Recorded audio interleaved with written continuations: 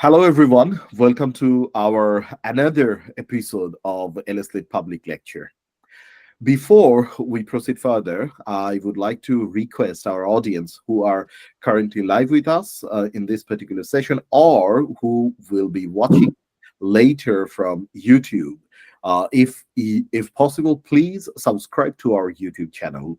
This YouTube channel, we are trying to make it a knowledge hub where we will gather these kind of public lectures. Will gather different study information, scholarship information, then skill development courses, free courses that we want to offer through our YouTube channel. So overall, if you subscribe there, this channel eventually will grow and will provide you with a lot of information. I'm pretty sure that if you subscribe, you will like it eventually. We have a very special guest with us. We have Mr. Ehteshamul Hoque.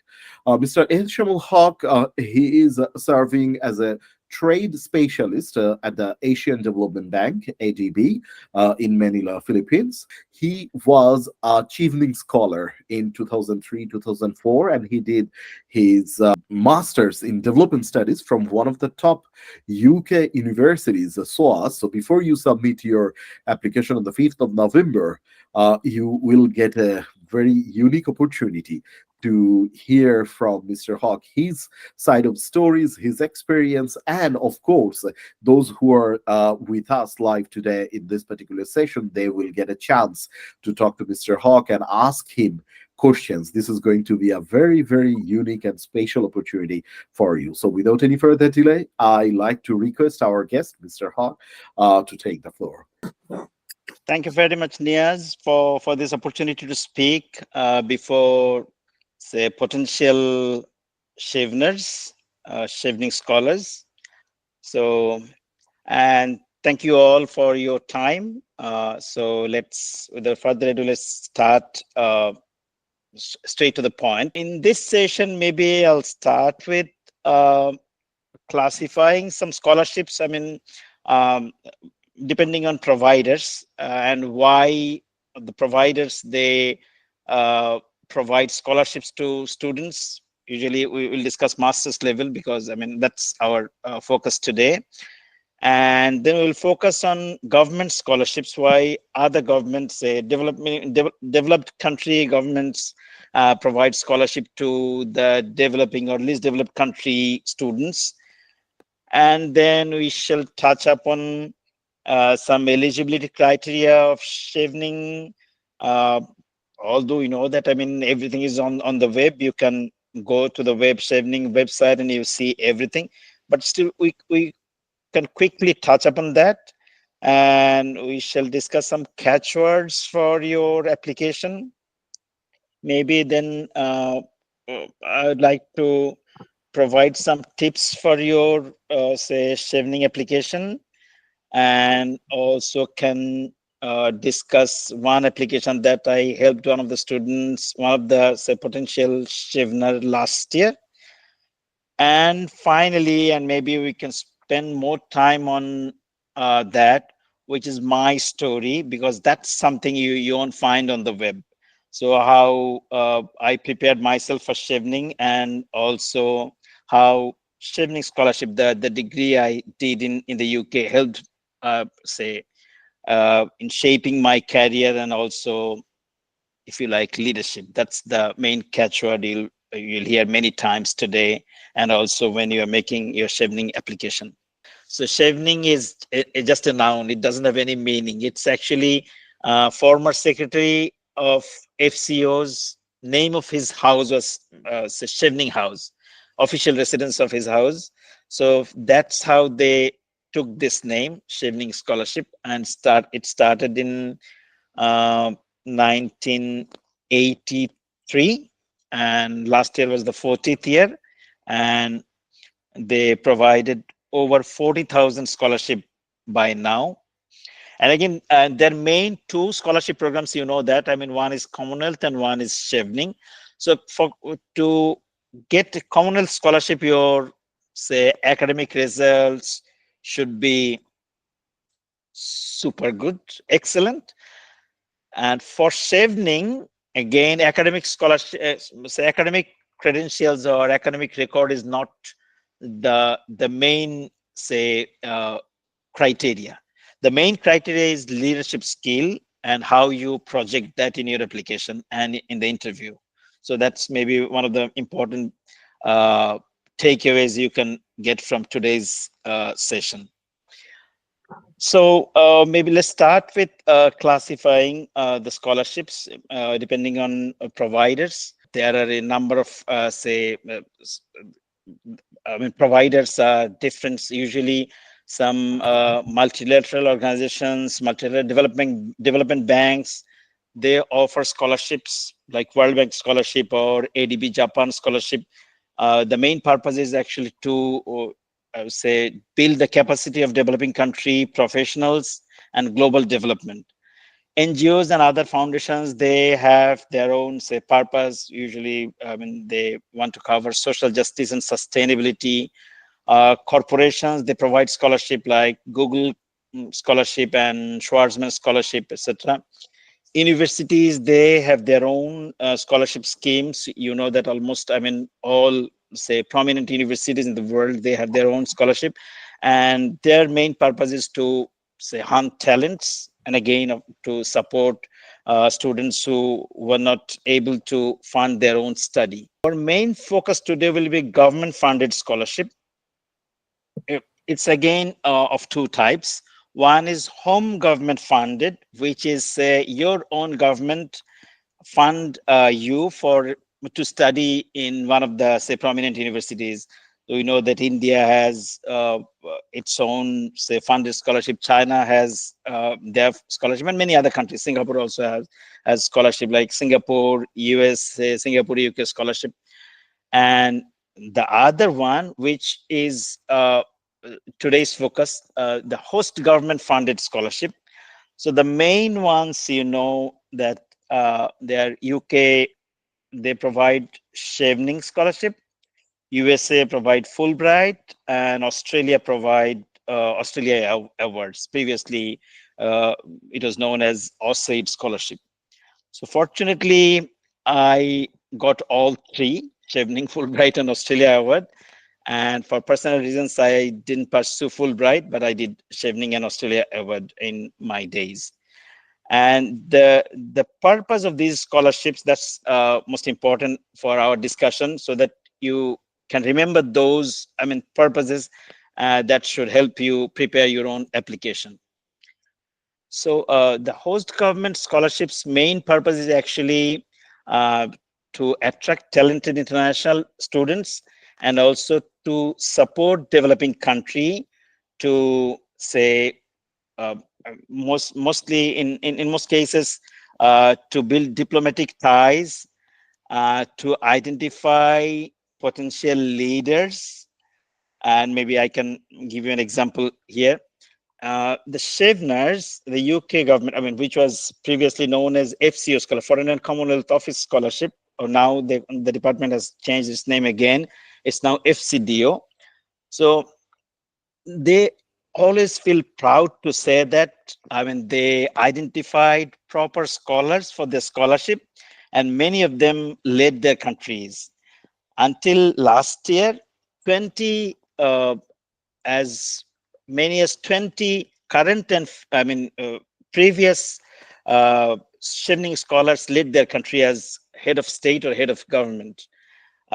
One big name is, you know, you heard his name, the Lula, the president of Brazil. He was also a Chevening scholar, and they always feel proud and then love to say that, I mean, these are our fellows, our scholars, and they always do. I mean, all these scholarship bodies, OSAID and Fulbright and Commonwealth, they always do the tracer studies to check, I mean, how far their scholars reach, and then they want to connect back with those scholars. And I still get emails from the scholarship providers, Chevening, Fulbright, and Australian government, OSAID colleagues, to connect. I mean, and they also ask questions: what are you doing?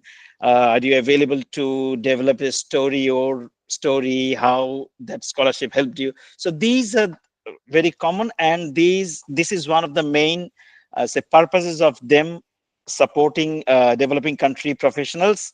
And now, I mean, you already have one of the answers of your questions, why they're providing this scholarship. And throughout the preparation of your application, you will remember that they want to identify a leader, and you need to expose yourself as a future leader, say uh, leading the country, leading your organization, doing something for the community. So maybe it's time to provide you some catchwords for your application, or also for this type of scholarship. And you'll hear these catchwords, I mean, all the time. Say leadership skills, influence, potentials, positive change to your own country, serving the community, volunteering, returning home country after finishing the say education in UK, or I mean that country, development goals of your country. So these are the catchwords they are after, and you need to sort of explain and I mean uh, write as much as possible, focus as much as possible on these areas to strengthen your application. Now we can discuss some eligibility criteria of Chevening Scholarship. So for these scholarships, and including Chevening, you need to be citizen of Chevening eligible country or territory. You have the list of Chevening eligible country or territory on your on the Chevening website. Mostly developing countries in Asia, Africa, and Latin America, and Central Asia also. These are the countries. And I understand that some of the participants today joined from other countries as well, Pakistan, Nigeria, I heard. So these are the eligible countries. And we can also discuss, I mean, number of scholarships from these countries. So these numbers are not, say, static number. It change a lot depending on countries, say the scholarship providing countries, in this case UK. It's priority, a change of priority area depending on diplomatic ties, depending on its own, say, development say needs, its own choice, its own when the government changes also, some of the priority areas change. But mostly these scholarships are focused on the development goals of developing countries. And last year, I was reading one of the documents today. Last year, out of 1,399 scholarships, 34% of them went to social sciences, and 14% went to management and business. 13, I guess, went to STEM subjects. So you see, the main focus is on social sciences.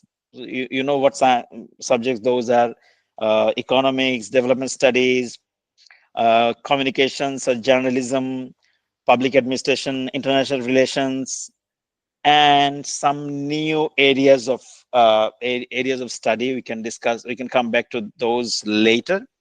Another eligibility criteria should be the commitment to returning your home country for at least 2 years after your scholarship ends. I mean, so you need to come back right after the scholarship ends, work in your country for 2 years, and then you can go back to another country to serve.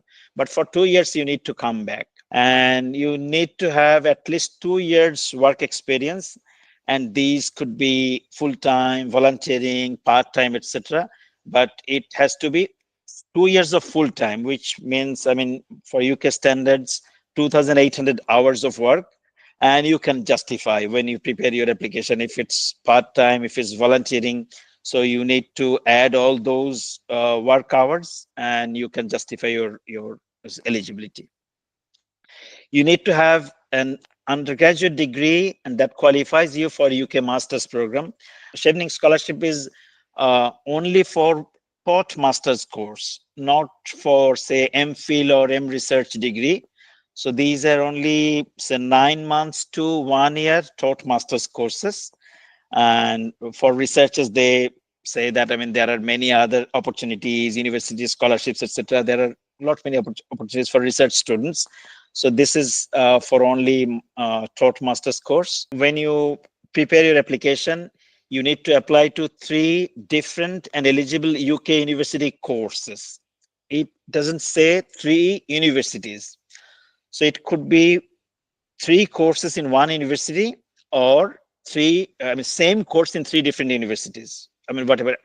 Just they need to see 3 university courses, and maybe when you prepare your document, you need to justify also why you say chose those courses, those universities, and you need to provide some reasons, university ranking, reputation, and how that course fit your career plan and your goals.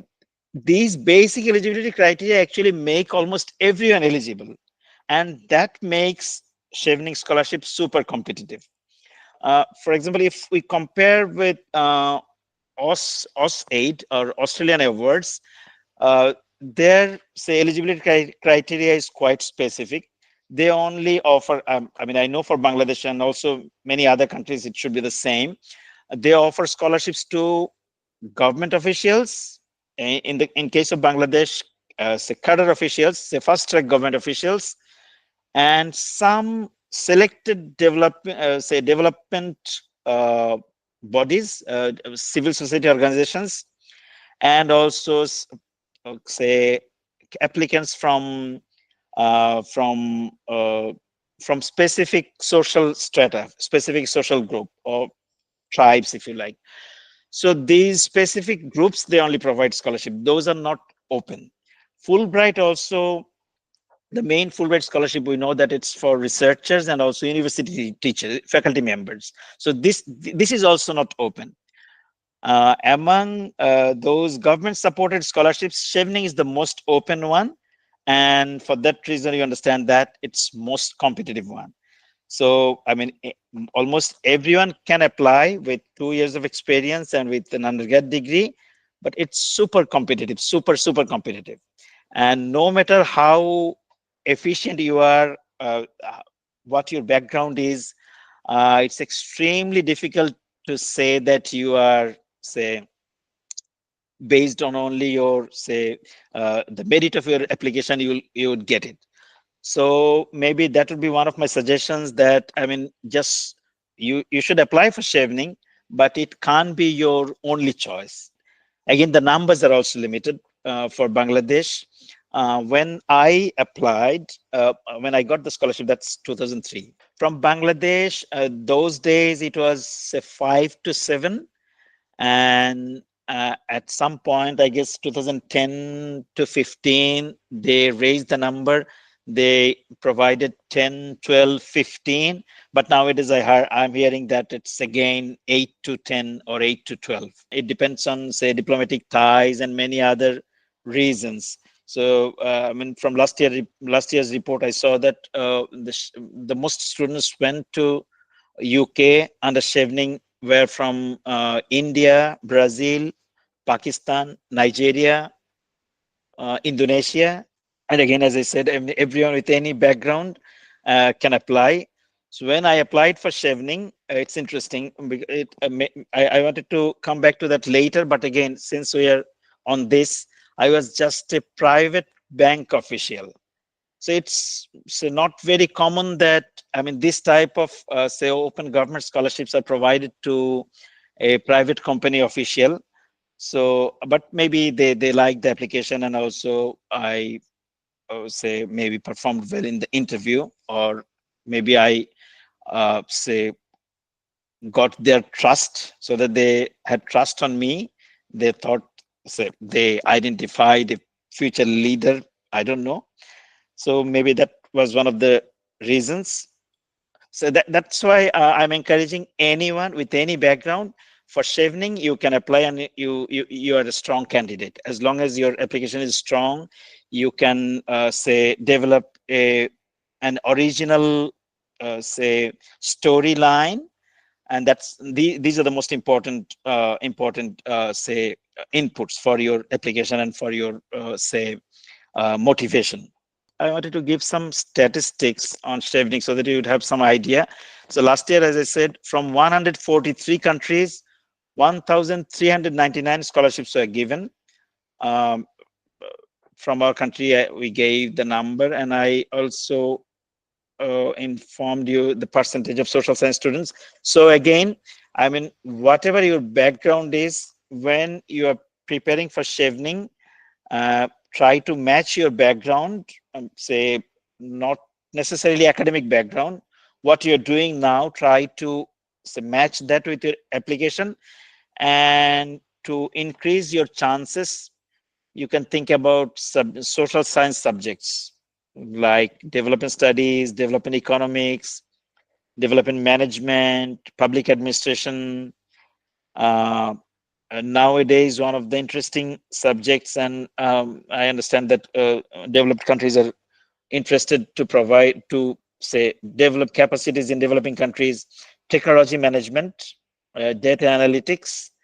Uh, these are the areas, maybe, I mean, maybe new era fields of study for scholarships. So these fields you can think about how to prepare the application.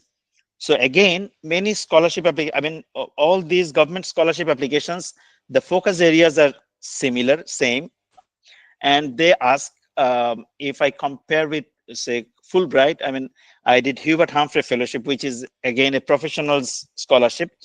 So for that application, they ask few questions, direct questions. Say, how do you see yourself in the next 10 years? How do you say, uh, you project your leadership skills? Share us a story or how you served your community. So share us stories on this. I mean, these type of 5 or 6 questions. But for Chevening, interestingly, they don't ask questions as such. They just give you the areas, the fields, say leadership and influence. Now you need to say between 100 and 500 words, you need to develop your own story. And that makes it even more, I mean, complicated. So you need to develop your own story.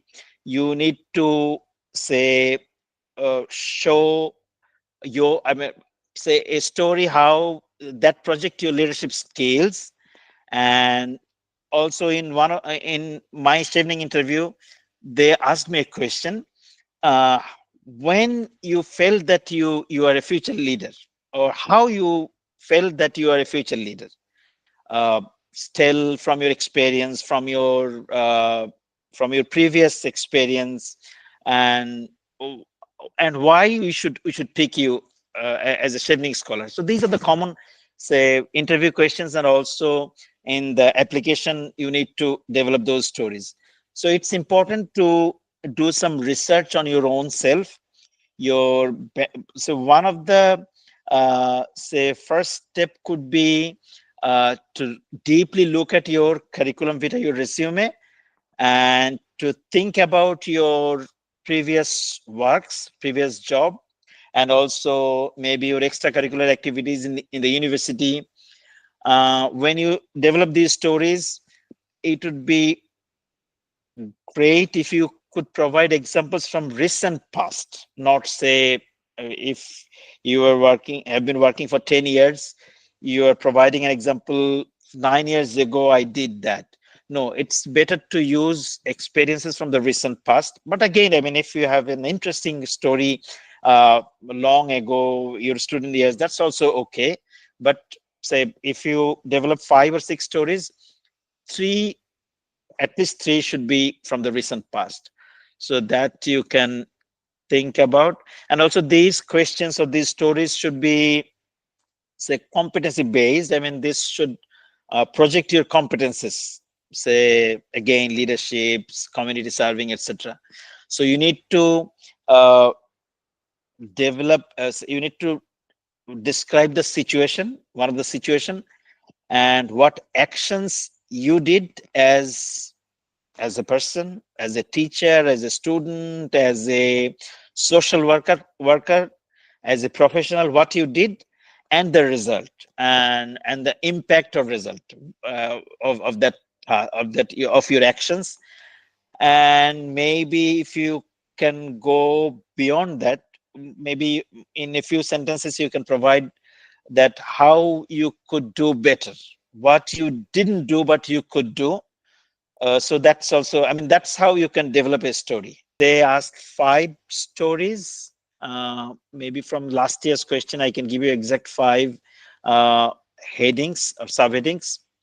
So the first story, they ask you on leadership and influence.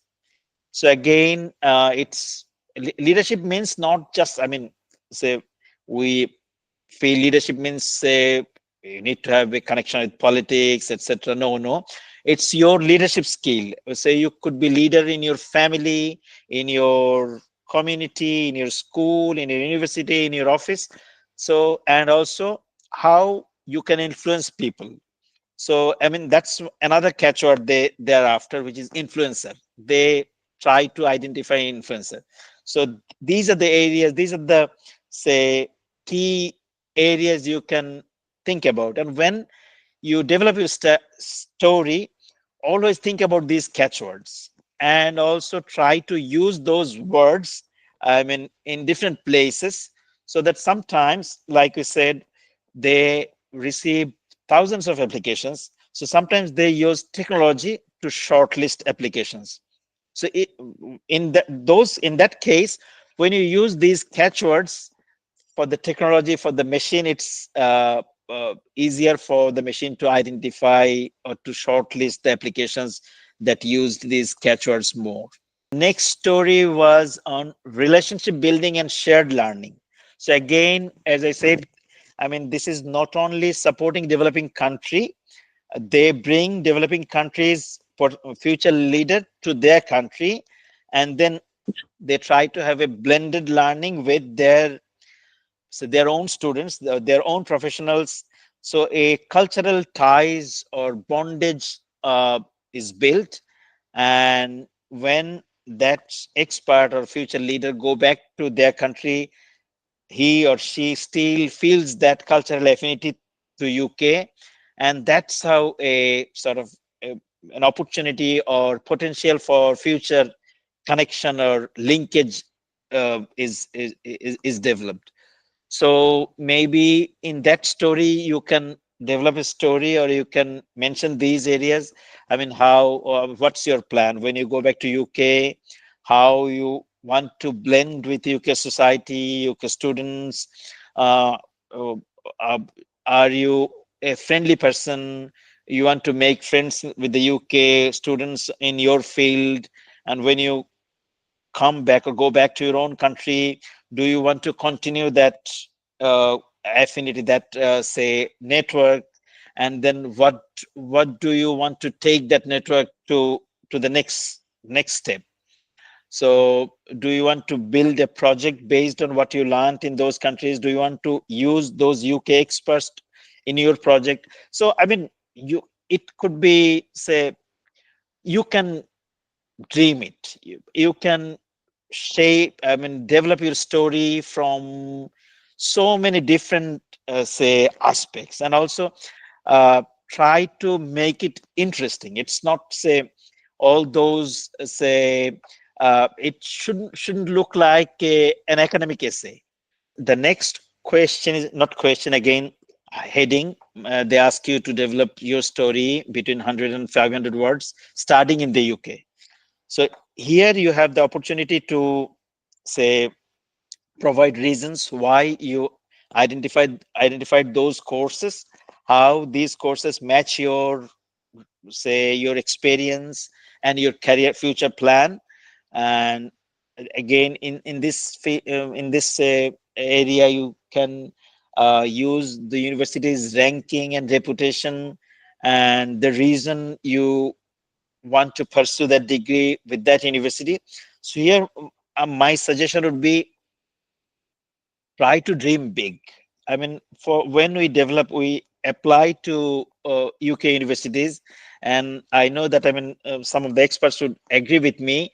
We are not that, say, courageous. we want to apply to mid-level or say not so big universities, because we think that we might not be, say, as good as those universities. Our experience, if those are not accepted, what will happen?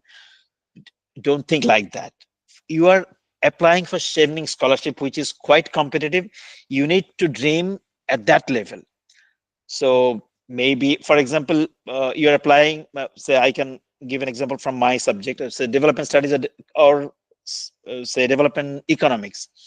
So if I were you, I would have put, say, three choices. Maybe, I mean, in my case, I did University of Sussex. They are, so for development studies, they're number one in the world. They have an institute called IDS, Institute of Development Studies. They're really, really good.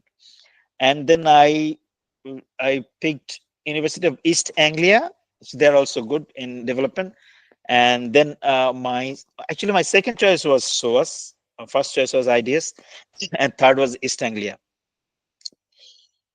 So, well, at that time, maybe I was not that experienced. I was very young. I didn't know. I mean, no one shared stories like this. Otherwise, I mean, I could have say picked London School of Economics and University of Cambridge or Oxford too. And I mean, trust me, it's not that difficult to get admission to these universities when you have funding, secured funding. I, I mean, for those big names, big universities, I mean, we all understand that those are competitive. There's no doubt about that. But when you get scholarship, when you get secured funding, it's not as difficult as we think they are. Next, the point is career plan. This is also one of the most important ones. So you need to project your career plan properly. Career plan means plan for the future as well. So it needs to be, say, linked to the course you are after and the career you are pursuing, your past experience. Again, I mean, these should be, dots should be connected so that you can make a very strong, say, business case, if you like, for this scholarship. I mean, if so they are reading thousands of applications, yours should stand out if you properly develop a career plan, and that needs to be, say, uh, their priority fields should be also there, and your preferred area. I mean, these should match. So you need to be careful. I would say again now. So one of the tips actually should be, could be, you can be, say, uh, not just, I mean, I would say it should not just come from your passion only. In this area, you should look at the development, say, areas, the fields they are offering scholarship, and the university you are applying, the course, what they're offering, and maybe you can give some examples. If you complete that course, how that help your, say, professionally, how that help you, and when you come back, how you can make best use of that. So that's maybe most important. You need to project that. And also in this area, as I said, for some other scholarships, they ask this question: where do you see after 10 years or 5 years? So this is where in 2 or 3 sentences you need to add that. I mean, where you see yourself. Say, not just, I mean, one of the very straight answer to this question is, I see myself, now I am at this level, so I see myself a promoted level in your office. You can add, say, one of the titles of your positions. So that's actually a extremely and poor answer. So you can't say that I will be, now I am assistant commissioner, after 5 years I will be joint commissioner. No, you need to elaborate that. You need to say, explain that from social and community perspective, how you serve the community more after 10 years with the degree, with the experiences, with the training you had in the UK. The difference between Commonwealth and Chevening. Chevening. Yes, for Commonwealth or Fulbright, as we said, these are the best student scholarship. I mean, they value academic results a lot. But Chevening is the different one. Here, if I mean they value your say extracurricular activities more. If you did debate in your days, in your university days or school days, if you work say if you're active in games and sports, if you are already had some fame in your days, if you served your community, you did some volunteering, you organized an event. So those actually in two ways those help you. One, of course, I mean these give you lots of confidence. You feel that you can make change, which is extremely important. And secondly, these actually now we are talking about stories. You see, if you are a studious student, you only study, you only excel in examinations, you don't have many stories, because what you did, you spent your time only in the classroom or in the reading room.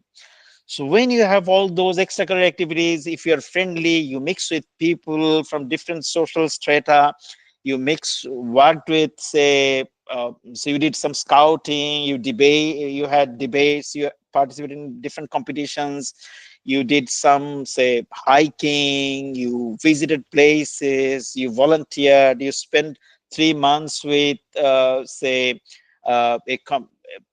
a say not not so privileged social group. So these give you lots of experiences, and also I mean this makes lots of stories which you can use in, I mean, different places of your applications. Trust me, if you start developing your application and just dream, just think, that's how you will be able to develop a very good application. Maybe I mean, uh, you see that I'm getting emotional. I mean, that emotion is important when you develop your application. That, I mean, true yourself should be projected in your application. That's the most important part. And again, I mean, again, l- let me come back to tracer studies. When they select those people, and interestingly, after 20 or 30 years, when they do those tracer studies, they smile and they feel that we did actually the right thing. And that's how these people whom we selected, they are the now leaders in their fields. Say they're running the country, running their society, running their organization. So that's I mean what they're after. When you develop these stories, this should be, I did that, I want to do that. I mean, it's not could be done, could be attended. You understand? Not passive. These stories should be developed from active, say, uh, perspective. I want to do that, I did that. So I mean, well, many times for professional essays or academic essays, we don't use I that much. I mean, Niaz being a professor, he knows very well, we don't use that. But for these scholarship applications, remember that that's the, I mean, technique. You need to do I. That's not a problem, and that actually makes your story trustworthy. So you want to do that, you did that, that's your experience, that you did, you want to do, you want to make the change, etc. I mean, one question should have straight linkage to other. I mean, it should be one big story with, say, 5 different chapters, if you like.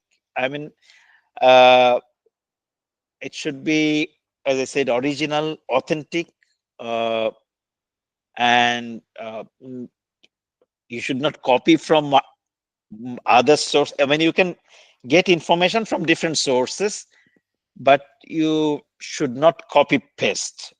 I mean, your story is your story. I mean, others' story, if you copy, I mean, anyone can identify. If experienced people, I mean, scholarship providers are who select for these scholarships, they are actually, they've been doing this for, say, years, 10, 20 years. So they're quite experienced. If you are not saying the truth, if this story is not your story, they would identify easily.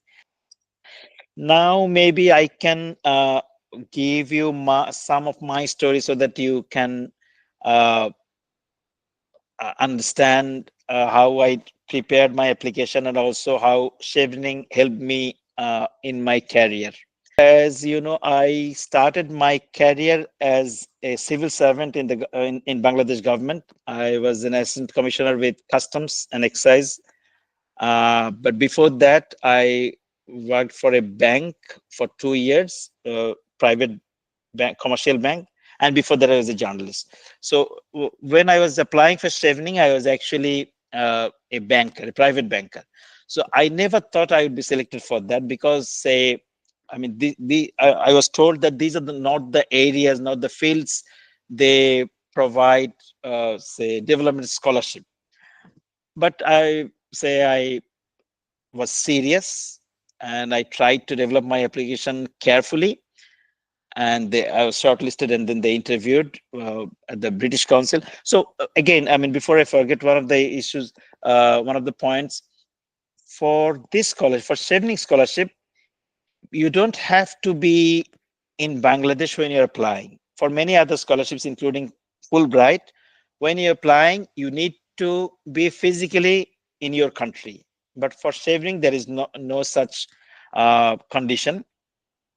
But I guess when during the interview, you need to be physically present in the interview. But I'm not sure, because these days after COVID, lots lots of these have changed, and we can do interview on Teams, Zoom, etc.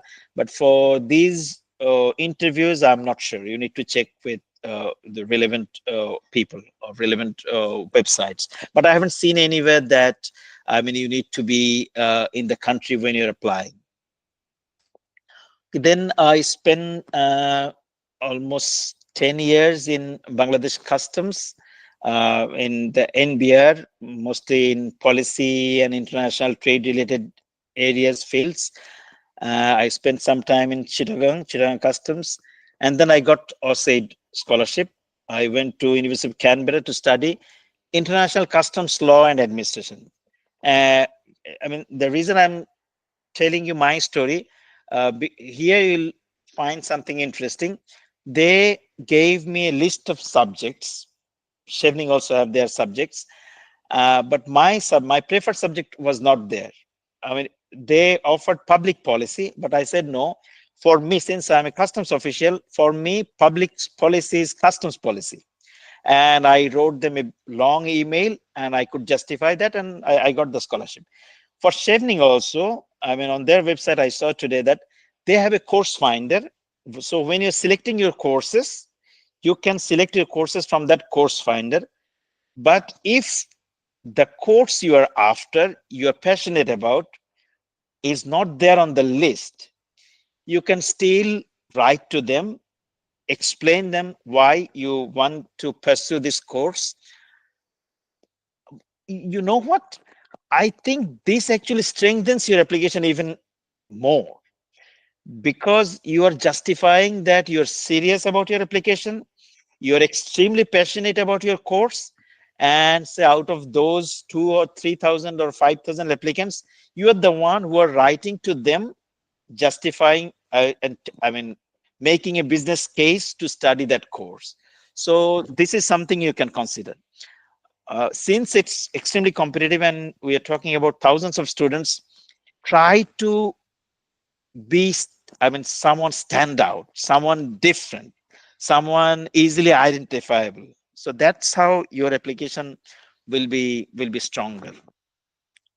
So, and then I studied in Australia, international customs law and administration, for 1.5 years, came back, and then I got the scholarship in USA, Hubert Humphrey Fellowship. That's a professional program, but for personal reasons, I didn't go there. I mean, just at the last minute, I said I can't go. But after a few months, I went to Afghanistan on a World Bank project. I was the advisor to Afghanistan Customs, head of Afghanistan Customs.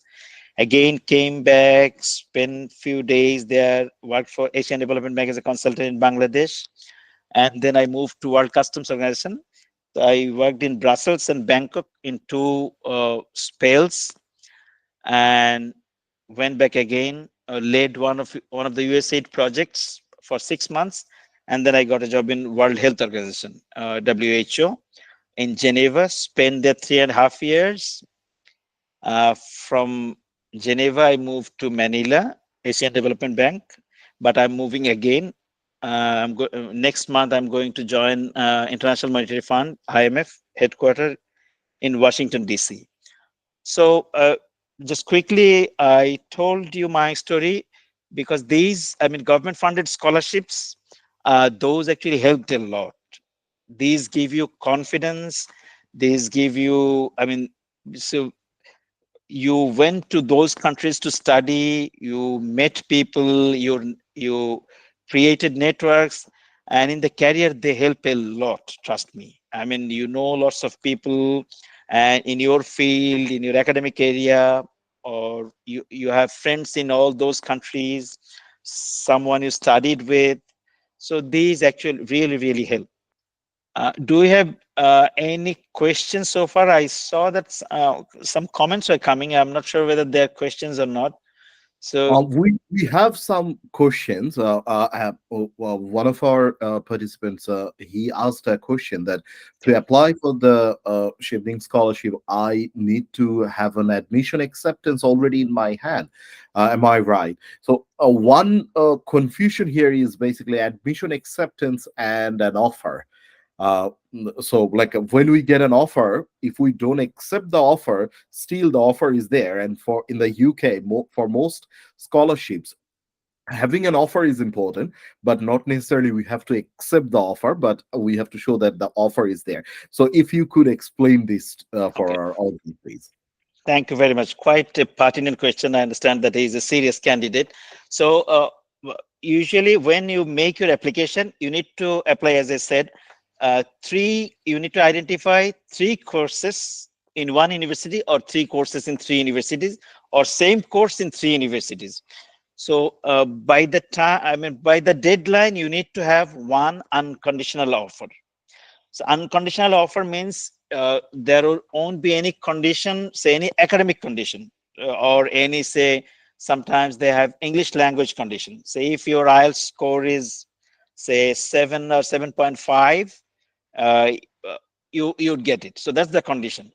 So for to be eligible, you need to have unconditional offer from one of those 3 universities or 3 courses to do that. But in our ages, actually, like this is one of the say rules they changed. In our ages, we didn't need to do that. We just prepared Chevening application, and we just added the names of universities and courses, and also developed some reasons, so that to strengthen our application. So it was not mandatory, but now by the deadline, you need to have at least one unconditional offer. And well, if the condition is financial condition, say first semesters or half semesters tuition fee needs to be deposited, so that condition is okay. Other than financial conditions, it has to be unconditional. Another participant, he asked that is there any age requirement to apply for these scholarships? Okay, thank you. That's a very good question. And again, unlike many other government scholarships, this Chevening scholarship, there is no age limit. Anyone can apply. So that's another, say, interesting area, interesting aspect of Chevening scholarship. Anyone can apply, and that again makes it more competitive.